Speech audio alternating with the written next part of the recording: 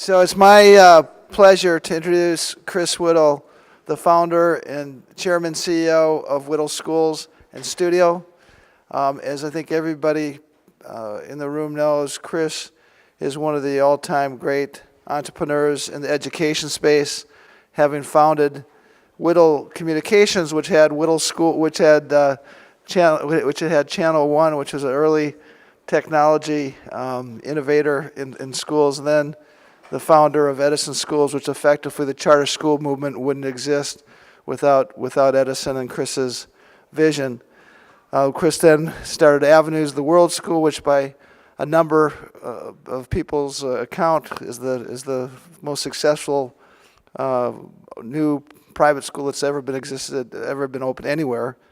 And now his latest vision is Whittle Schools and Studio, which is an extremely exciting, extremely ambitious plan to create a global network of the very best K-12 schools in the world. With that, Chris Whittle. Thank you, Michael. Thanks for doing it. Thank you, Michael. And though Michael's not my personal lawyer, he is on my board, so full disclosure. And the inside joke. I'm going to tell you a little bit about Whittle School and Studios. We're a 3-year-old company. We are setting out to build the first global school in the world.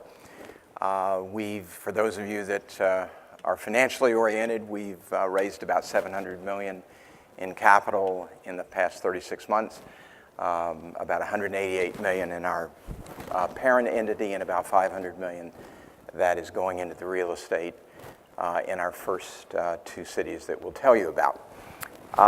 We're about 75 team members. About a third of us are based in Shenzhen, China, about a third in Washington, DC, and about a third in our headquarters, New York City. So with that as a start, I'll turn you to the screen and we'll see if my clicker works, which it does. As I noted, we're setting out to build the first global school, and we often say, and the first modern one, because we believe that a modern school almost has to be global in its orientation. We think about it through a variety of prisms, both as a school, as a business, as a brand, and to mention a few of those. As a school, one of the most important themes is the idea that we think a system of schools should, if it's well designed, outperform an individual school at any time. And we believe deeply in the idea of system as a road to great quality more than anything else. We've studied the landscape of top-tier schooling around the world. It's one of the first things we did, and we tried to size what we thought the top-tier schooling market looked like in the 15 cities or 15 countries that we're most interested in. And we project that about 2.8 million additional seats will be demanded by families in the next decade across the world. And our plan is to bring 75,000 or so of those seats to the world. We're not going to solve the tremendous imbalances that exist between supply and demand, but we hope to help in some way. And then the third thing, though great brands dominate most other sectors of our lives, we really haven't seen a global schooling brand emerge, and we hope to be the first. And we think of brand not in the shallow sense, but in the deep sense of the word, that it's really a global reputation about the institution that we're building. We are opening our first 2 campuses in Shenzhen and Washington. They're under construction as we speak, and we've actually started admissions in those cities. We then come back in fall 2020, and we're finishing up our real estate transactions in Nanjing and Hangzhou, which will be campuses 3 and 4. And then in fall 21, the 4 cities that you see here, we're working on as we sit here today. And after that, across the decade, we plan to open about 30 campuses. We are focused, at least in the first decade, on the great cities of the world. And that means scale of the city matters a lot. And so Asia is quite important to us.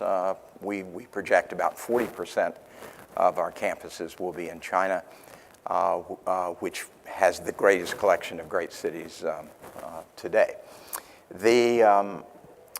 This tells you a little about what a typical campus that we are doing will be like. If you look in the middle, we will serve 15 grades from age 3 to 18. Our typical campus will be 2,500 students, roughly 150 to 170 students per grade.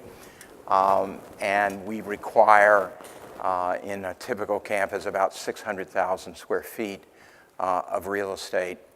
In part, 400,000 of those feet are for the school itself, and about 200,000 are for dormitories that we'll talk about here. A student can go to our school in one of 3 different ways. They can go as a day student, depending on the city.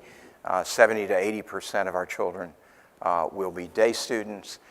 We will have weekly boarding where students arrive on Monday, go back home on Friday night.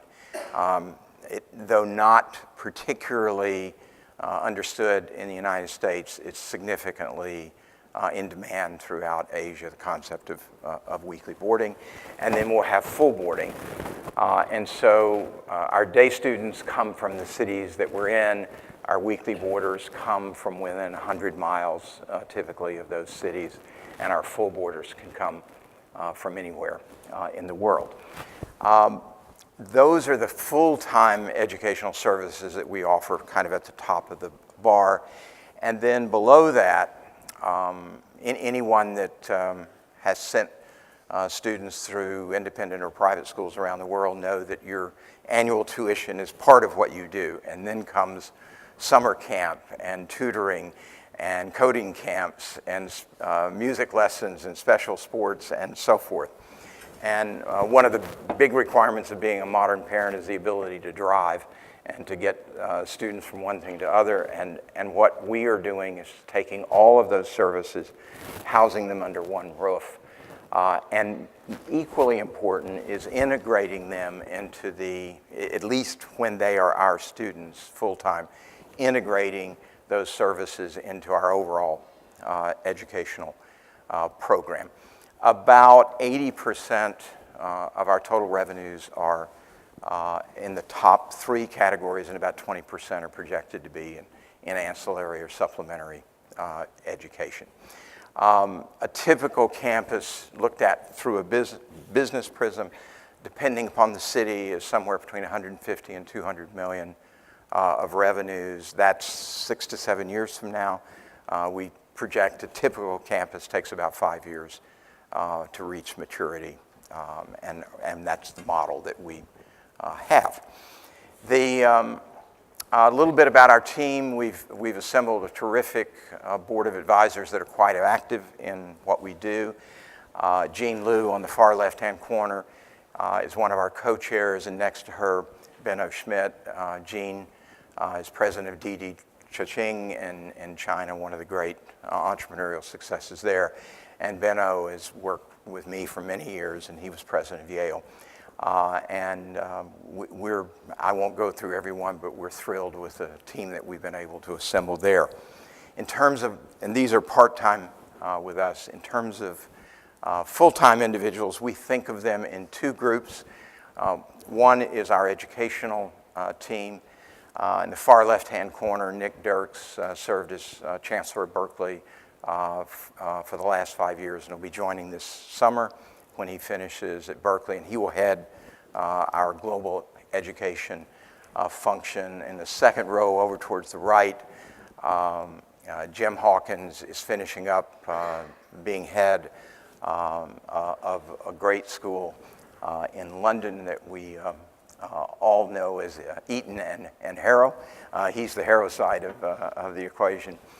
Li Jing, who's presenting down the hall, was with Rindao Fuzhong and Bao Yugan in China for the last decade or so. And Jules Coleman is actually, well, where are you, Jules? Is from Yale and NYU and has served us in many ways. He took NYU into Shanghai and Abu Dhabi and has helped guide us as well. Then we have the suits. That would be folks like me that come from the entrepreneurial or business side of the equation. On the kind of bottom row and far right, Ian Thomas is our president. He served for 15 years with the Boeing Corporation, was CEO of Boeing in China as his last post. And then many of our other key team members come from big global organizations such as McKinsey and JP Morgan, et cetera, and provide the business guidance in what we're doing. And then in each, before I go to campuses, one of the ways that we actually are able to do what we do is by important strategic relationships, and in various silos of our activity, we have built major relationships to assist us in our expansion.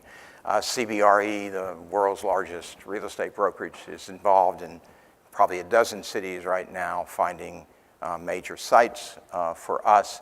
Renzo Piano is our global architect, is designing all of our campuses worldwide. Brookfield,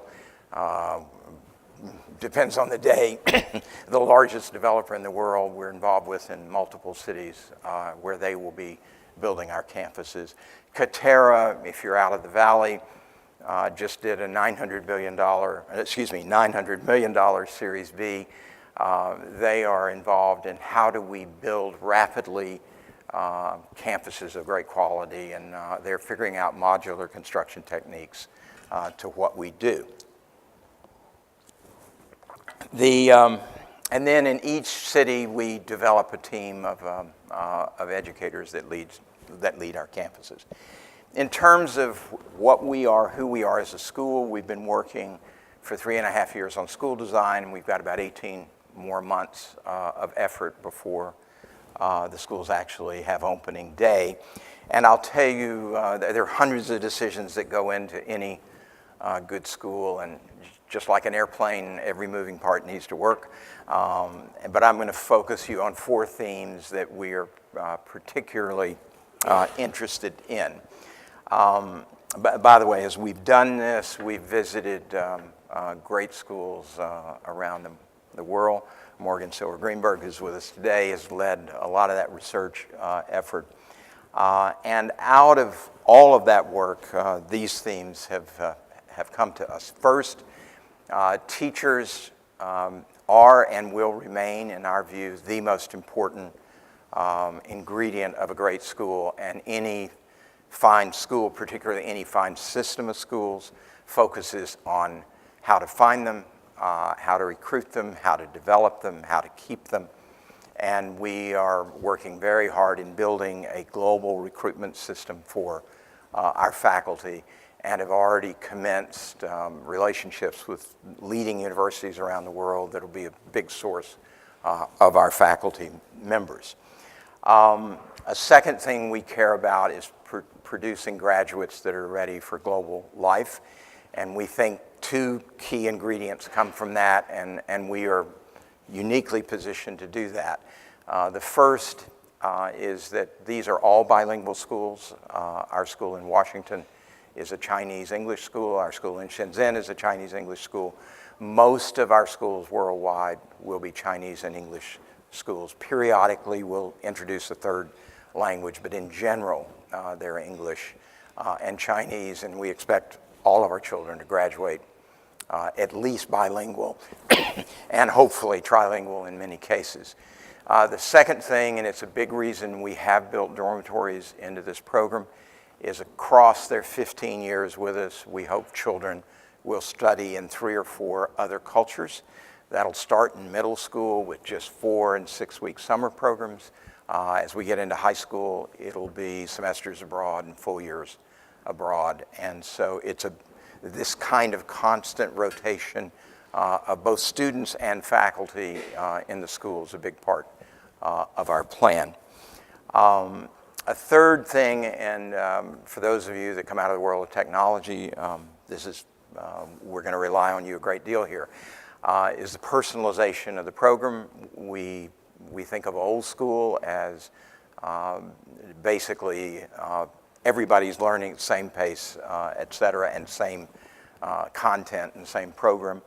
We're working hard to highly specialize program for student interest and individual motivation. That begins with what we think of as the most advanced advisory system that's going to be out there, and it's significant one-on-one time with high frequency built into the schedule of a school between individual faculty members and students. And then from that, program emerges that's tailored to their particular needs. And then finally, in art and design, we think one of the ways you teach great art and design is that students actually go to school in a classroom that has thought about it and has great design in the building itself. For the past 3 years, a team of now 40 architects in Italy have been working. We first just designed a generic prototype campus before we even had our first sites. And then rather than build 30 different campuses, we're actually building the same campus again and again and again and refining it as we go. Obviously, we have to adapt for climate and terrain and for the special needs of sites that we have. But we're very interested in a single design that we keep improving. And I won't go through the basic data of that design, but you can find that on our website. We've worked hard on brand, and one of the things we try to do is source globally everything we do. Our imagery comes from a great European watercolorist. Our animation comes out of a team in Korea. And then, by the way, we commence our actual marketing activities within cities with parent information centers, and these are 2 centers that are opening 10,000-foot centers in Shenzhen and Washington as we speak. I'll quickly end with just a picture of our campuses that we're doing. This is in Shenzhen. For those of you familiar with the city, it's the little 20 million plus city north of Hong Kong. We're building in 2 phases, a 1 million square foot campus there that will have 3,200 children on campus and about 1,000 beds in its dormitory facilities. And this campus is quite similar to the one that we're building in Nanjing and in Hangzhou, which will be campuses 3 and 4. The things that are different about these campuses, for those of you that have ever headquartered in WeWorks as we do in New York, we're a lot like a shared workspace as opposed to the typical campus that you see. And there's tremendous maker spaces, a lot of open area, a lot of project spaces. And you can see from one wall of the school all the way to the end of the school. It's quite a transparent situation. Generally, we will build our schools from scratch, meaning from the ground up, because it's rare to find these size campuses that work. Occasionally we will, and this building that you're seeing here actually exists in Washington, DC. It's at 4,000 Connecticut. It's about 1 million square feet, 600,000 above ground, 300,000 or so of parking. And it has a great history, particularly for us. It headquartered Intelsat, which in its early days was a consortium of countries around the world that focused on telecommunications and satellite. And many of the staff members of this building have actually written us and said that they're thrilled about how the building is being put to the use that we're going to put it too. Those big glass domes are actually a series of several atriums that kind of connect the 13 pods of the building. And these are just interior pictures. The one on the far left is kind of under one of those pods. This is just in Nanjing. We're on this incredible environmental island in the Yangtze River. And then in Hangzhou, we're right next to the National Water Museum to the north in Shaoshan district. And that is kind of our story, and I see I have 4 minutes and 40 seconds left. And I don't know that we're supposed to take questions or not, but happy to do so, Michael. So fire away if anyone has any. If not, we can get to our next meeting. So, yes? Oh, good question. Tuition varies by city, and typically we price at where the top tier schools in the city are currently priced. And if you were to look globally, I would say our lowest city might be $40,000 a year globally, and the highest would be New York City, which is well into the 50s today. And that's our day tuition, and then we charge boarding on top of that from city to city. How does the message resonate? Do you have any data points vis-a-vis Michael was asking, how are we doing? We announced our existence to the world a little over 2 months ago. Our first day in Shenzhen, we had 100,000 visitors to our website. And we expected it to be good, but we didn't expect that. And so it's quite something to see. Yes? Good question. We operate under under a Chinese private school license. We are not, quote, an expat school. We are serving PRC students in China in grades 1 through 9, and therefore we have to comply with Chinese curriculum and code. In kindergartens and high school, there's different codes, but in 1 through 9, yes.